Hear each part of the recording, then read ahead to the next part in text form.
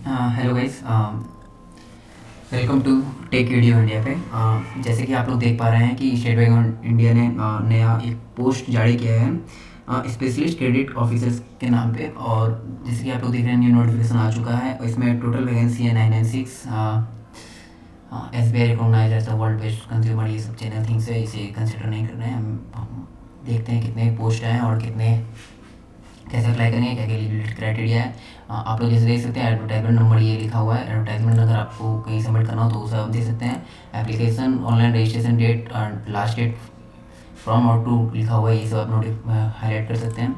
The process of the registration, ये सब general things है। कैंडिडेट वेरीफाई करना है, डॉक्यूमेंट डालना है। उसके बाद ये आप लोग देख पा रहे हैं। उसके बाद training institution not teaching and training will be not counted for eligibility criteria, ये सब कंसिडर नहीं किया जाएगा। उसके बाद जैसे कि आप लोग आज देख सकते हैं तो जो जितने भी पोस्ट दिए गए हैं तो वो यहाँ पर कंसिडर किए जाएंगे कि पोस्ट कितने हैं और रेगुलर बेसिस पे कितने हैं, बैकलॉग कितने हैं और क्या क्या पोस्ट के नेम है, ये सब आप लोग देख सकते हैं। तो टोटल पोस्ट आप लोगों का है वीपी वेल्थ में 506, एवीएम में 206 और कस्टमर रिलेटिव एग्जीक्यूटिव में 284। तो और ये एज फैक्टर लिखा हुआ है, ये एज फैक्टर आप लोग देख सकते हैं। मिनिमम 26, 23, 20 एज कम्परेटिवली जो पोस्ट इशू किए गए हैं, ठीक है। तो सजेशन, ये जो पोस्ट वाइज है, आपके एरिया वाइज क्या लिखा, centre with applied optimal circles, तो नीचे आते हैं यहाँ पर सर्कल अपना अपना दिया हुआ है, तो ये सब आप लोग हाईलाइट कर सकते हैं। गांधीनगर में 20, अमरावती में 13, 5, 11, बेंगलुरु में। तो आप लोग देख सकते हैं जहाँ जहाँ के आप लोग रहने वाले हैं वहाँ आप लोग हाईलाइट करके उस एक सर्कल में आप अप्लाई कर सकते हैं। तो उसके बाद जनरल इन्फॉर्मेशन में आप आएंगे तो यहाँ लिखा हुआ है wealth management and the primary and the post 2 साल का होना चाहिए, non joining, no issue, candidate should be verify the engage contact basis पे लिया जा रहा है। जैसे कि चैनल थिंग्स लिखा हुआ है। कैंडिडेट बिलोंग्स टू द, ये भी अप्लाई कर सकते, पीडब्ल्यूडी कैंडिडेट भी अप्लाई कर सकते हैं। एज रिलैक्सेशन मिलेगा अनरिजर्व कैटेगरी। इसके पीडब्ल्यू कैटेगरी, ये कास्ट सर्टिफिकेट वगैरह के बारे में दिया गया है। तो ये सब आप लोग with the time, with the date जिसका एक्सपायर हो चुका है वो यूज़ कर सकते हैं ओबीसी का। और उसके बाद अगर वेस्ट बंगाल से हैं तो न्यू ओबीसी सर्टिफिकेट लगेगा, और अदरवाइज अगर आप कोई और स्टेट में हो तो उस वजह से आप देख लीजिएगा। उसके बाद ईडब्ल्यू सर्टिफिकेट हर साल 31 मार्च के बाद का लगेगा, इट्स मीन 1 अप्रैल से लगेगा। तो इस साल का आप लोग देख लीजिएगा।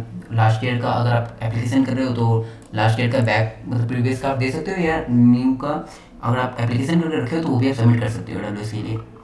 उसके जनरल थिंग्स में आ रहा है, यहाँ पर क्या लिखा हुआ है, कैंडिडेट शुड बी 3 सर्कल दिया हुआ है,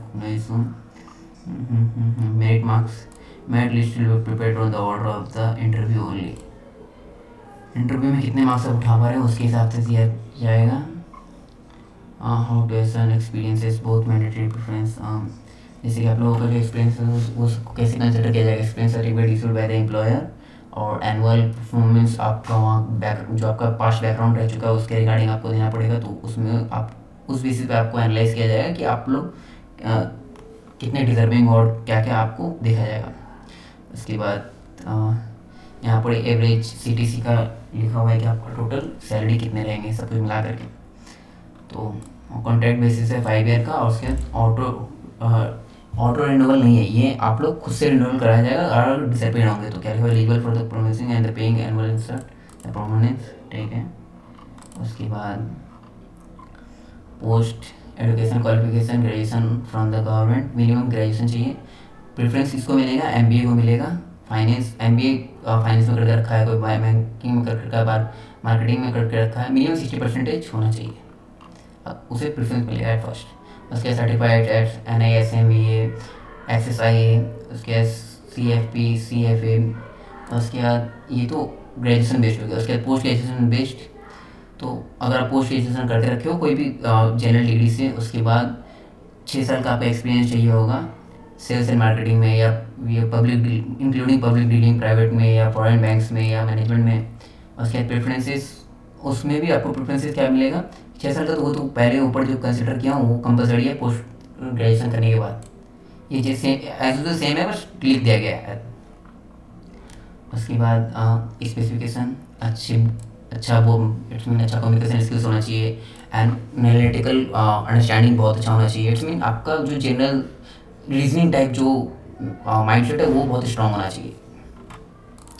उसके बाद जॉब रोल क्या क्या रहेगा, acquiring nurturing and the strengthening relationship with the fluency, मतलब इट्स मीन ये जनरल थिंग्स है, ये इतना हाईलाइटिंग नहीं लगेगा। की रिस्पॉन्सिबिलिटीज़ क्या क्या आपको काम दिए जाएंगे, managing the client of the branch who defined as the fluent. It's mean आपको इंटरेक्ट करना रहेगा, मैनेज करना रहेगा क्लाइंट लोगों से across sale mortgage credit cards and drive channel, acquiring the more client and the same household servicing।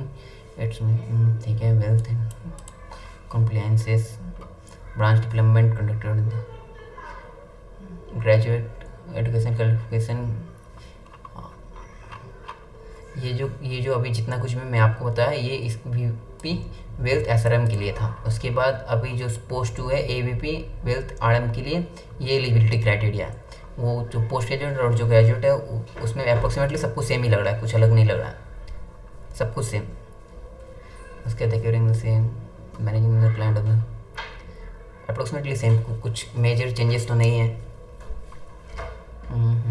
Portfolio reviews client branch. उसके बाद ये जो पोस्ट 3 है कस्टमर रिलेशनशिप एग्जीक्यूटिव, इसके लिए भी सर्टिफिकेट्स जो एजुकेशन क्वालिफिकेशन है वो भी इक्वली रहेंगे, और जो अगर पोस्ट ग्रेजुएशन है तो वो भी इक्वली रहेगा। जो प्रीवियसली लग रहा था 2 पोस्ट में वो भी पूरा सेम लगेंगे। उसके स्किल्स अप्रोक्सीमेटली सेम होने चाहिए और little bit it's mean in terms of good communication. और उसके बाद यहाँ पे लिखा हुआ ड्राइविंग लाइसेंस कंपलसरी है 2 व्हीलर का। उसके बाद job responsibilities is providing the ground support to releasing managing and, जैसे आप लोग देख सकते हैं ग्राउंड सपोर्ट इट्स मीन आपको फिजिकली हेल्प करना पड़ सकता है बॉन्डिंग बनाने में मैनेजर लोगों के साथ, उसके बाद क्लाइंट को डील करने में, उसके बाद डिपार्टमेंट ऑफ द सर्विस, और जो लोगों को इंटरेक्ट करते हैं जिन लोगों से। तो उसके बाद assist relationship manager with the collecting and the delivery of the document from the wealth clients.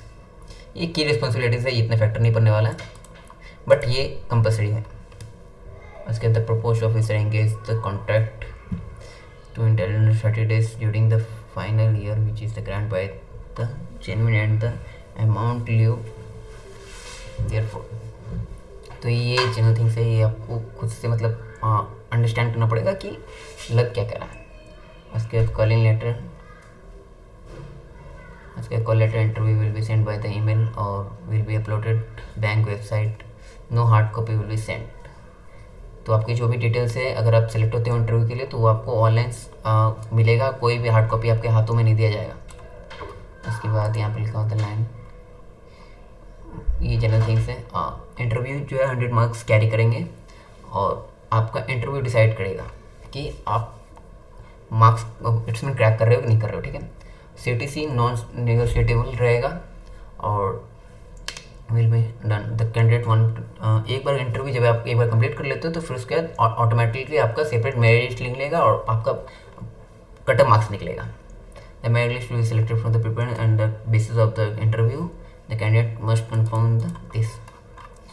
उसके बाद ये जनरल गाइडेंस है, कैसे एप्लीकेशन करेंगे, क्या क्या एलिजिबिलिटी क्राइटेरिया, ये सब आप देख सकते हो, क्या क्या डॉक्यूमेंट्स लगेंगे, ये क्रेडिट कार्ड के थ्रू पेमेंट वगैरह कर सकते हैं। उसके बाद ये जनरल गाइडेंस कितने रुपए, अगर आप जनरल या OBC या AWS है तो 750 लगेगा आपका, और ST SC। उसके बाद यहाँ पर डॉक्यूमेंट अपलोड में क्या क्या लगेगा, recent passport size photo, signature, आपका रिज्यूम वो भी फुल डिराइव वे में। उसके बाद आपका identity proof, Aadhaar card, PAN card, voter card, ration card, driving licence कुछ भी आप दे सकते हो। उसके बाद पैन कार्ड यहाँ पे कंपलसरी किया गया। उसके बाद अगर PWD है तो PWD सर्टिफिकेट और एकेडमिक स्टेटस जो भी आपका है, और आप जो पोस्ट ग्रेजुएट के लिए जो डिग्री लग रहा था इट्स मीन एक्सपीरियंस सर्टिफिकेट लग रहा था 6 ईयर का, तो वो आप कंपलसरी डाल सकते हो, वो कंपलसरी था उसके लिए। उसके बाद ये सैलरी स्लिप लास्ट और आपका पिछला ऑफर लेटर सब वगैरह। उसके बाद नो ऑब्जेक्शन सर्टिफिकेट अगर लगता है तो। और उसके बाद बायोडाटा एग्जैक्टली सीम्स लाइक तो यहाँ नहीं होगा, वो एजुकेशनल क्वालिफिकेशन के बाद इट्स मीन बायोडाटा आपको देना है। उसके बाद ये फ़ोटो का साइज़ होना चाहिए, डिसेंट पासपोर्ट साइज फ़ोटो होना चाहिए, 20 से 50 KB के अंदर, मिनिमम पिक्सल इतने होने चाहिए। उसके बाद light light colour with background white होना चाहिए, और डी कलर जो जिस कलर का कपड़ा पहनेंगे वो डिसेंट होना चाहिए। उसके बाद नो रेड आई, ये सब कोई फैक्टर नहीं पड़ने वाला है। Ensure that the scan image, आप जितने भी डॉक्यूमेंट अपलोड करोगे उसको कोशिश करना कि 50 KB से ऊपर ना हो, जितने भी आप डॉक्यूमेंट अपलोड करोगे। उसके बाद स्कैन विद द डॉक्यूमेंट, ये फ़ोटो का बात कर रहा हूँ, जो फ़ोटो जो डॉक्यूमेंट बनेगा ना वो मैक्सिमम 50 KB से ऊपर ना जाए मैक्सिमम। और उसके लिए जो जितने भी फ़ोटो वगैरह अपलोड करेंगे आप, जो एकेडमिक डिटेल्स या आपका एक्सपीरियंस सर्टिफिकेट या आपका नो ऑब्जेक्शन सर्टिफिकेट या आपका कोई कास्ट सर्टिफिकेट, तो उसमें मैक्सिमम 200 DPI के अंदर आपको अपलोड करना पड़ेगा बस। Save as the file, 52 KB, ठीक है। उसके बाद एप्लीकेंट नोट साइन, ये साइन वगैरह ब्लैंक पेज में ब्लैक पेन से आपको बोला गया लिखने के लिए, ये ठीक है, कोई दिक्कत नहीं है। 10 से 20 KB के अंदर आपका साइज होना चाहिए आपका उसका सिग्नेचर का, ओके। और कैपिटल लेटर में नहीं चलेगा, आप ये जनरल थिंग्स है, ये बोलने का जरूरत नहीं पड़ेगा I think. There will be separate link uploaded for the, इसके लिए अगर जब आप एप्लीकेशन करोगे इसके लिए अलग से एक सेपरेट लिंक खुलेगा, लिंक दिया जाएगा, उसके ऊपर आपको अपलोड करना पड़ेगा। और किस किस फॉर्मेट में आप अपलोड कर सकते हो, JPG, JPEG, PDF, docs file. तो ये जो डॉक्स फाइल और जो डॉक दिया गया है ना, ये दिया गया है मैक्सिमम रिज्यूम के लिए, बायोडाटा के लिए, क्योंकि अदरवाइज आपका जनरली PDF और आप JPG में अपलोड कर देते हो, तो आप कोशिश कीजिएगा डॉक फाइल नहीं अपलोड करने के बाद, नहीं अपलोड करने के लिए, क्योंकि जब डॉक फाइल अपलोड करते हैं तो वहाँ पर कुछ ना कुछ ऑटोमेटिकली इशूज आ ही जाते हैं। तो उसको डॉक फाइल में जब आप रिज्यूम बनाते हो, कोई एक्सपीरियंस सर्टिफिकेट अगर कुछ भी रहता है जो डॉक फाइल में रहता है, उसे आपको PDF में कन्वर्ट कर लेना। मल्टीपल वेबसाइट्स मिल जाएंगे जिसके थ्रू डॉक टू PDF आप कन्वर्ट कर सकते हो, ठीक है। उसके बाद जनरल इन्फॉर्मेशन, ये तो कोई फैक्टर नहीं पड़ने वाला है।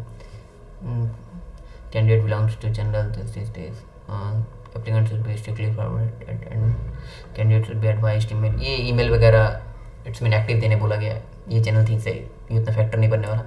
नो ऑब्जेक्शन सर्टिफिकेट के बारे में क्या बोला गया, candidate serving the government offices, public undertaking, the national financial, SBI group companies are to be submitted NOC for the interview.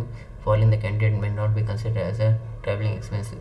और no objection certificate it's mean आपका अगर आप वहाँ पर जा रहे हो इंटरव्यू अगर आप कुछ भी कुछ करने के लिए, तो उसमें अगर आप कोई गवर्नमेंट बॉडीज़ के ऑलरेडी आप हो तो वहाँ पर आपको कोई भी चार्ज वगैरह नहीं दिए जाएंगे, आप अगर आपको खुद के एक्सपेंसेस में जाना पड़ेगा, तो बस इसके लिए करके। उसके बाद इनके selection procedure discharge employ taking, अगर आपका सिलेक्शन हो जाता है तो आपको प्रॉपर सब कुछ सर्टिफिकेट वगैरह दिखाना पड़ेगा घुसने टाइम में, इट मीन एंटर करने टाइम में।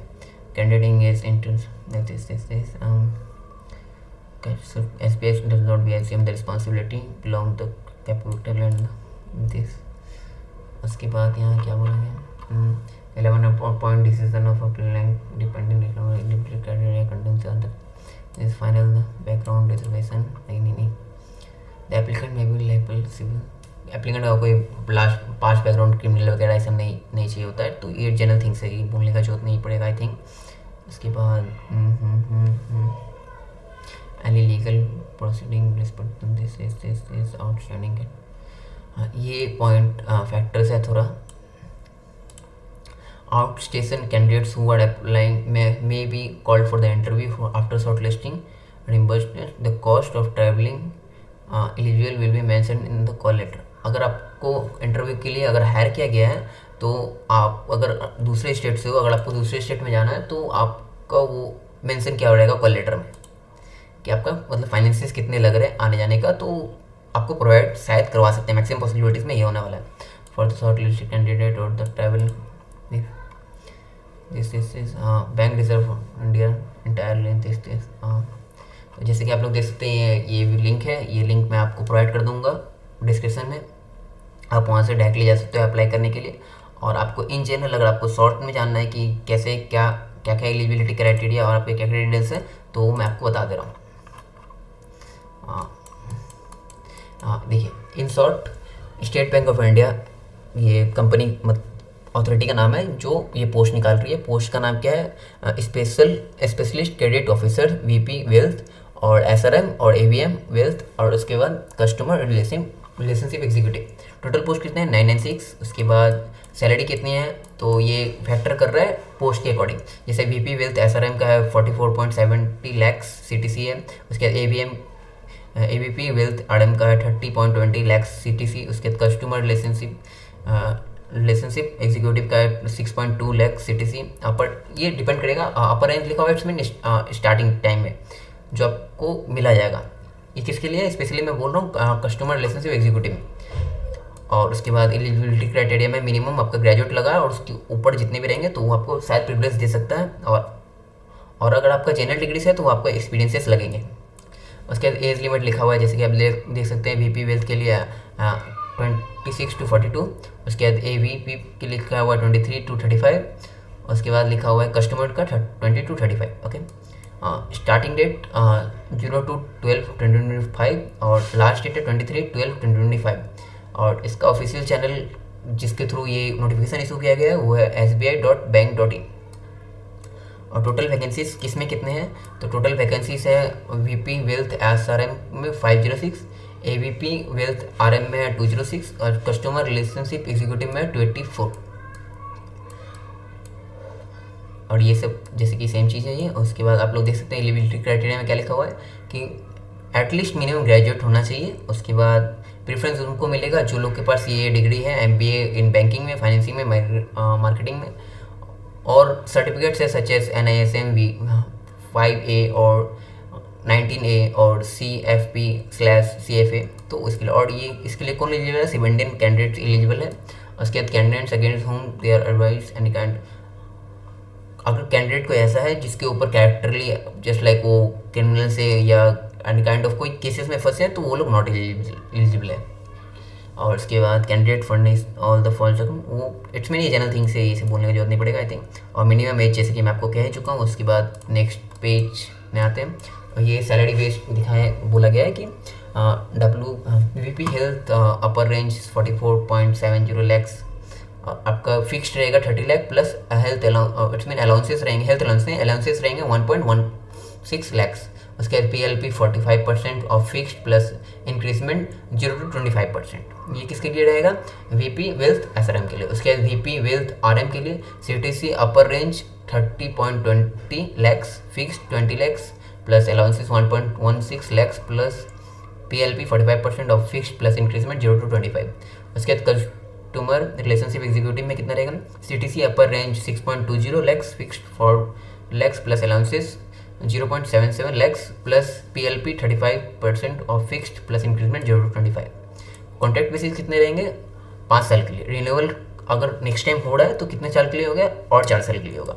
एलिजिबिलिटी और आपका फ़ी कितने लगेंगे, जनरल EWS OBC के लिए 750 इट्स मीन 75 नहीं 750 और ST ST के लिए और PWD के लिए नहीं लगेंगे।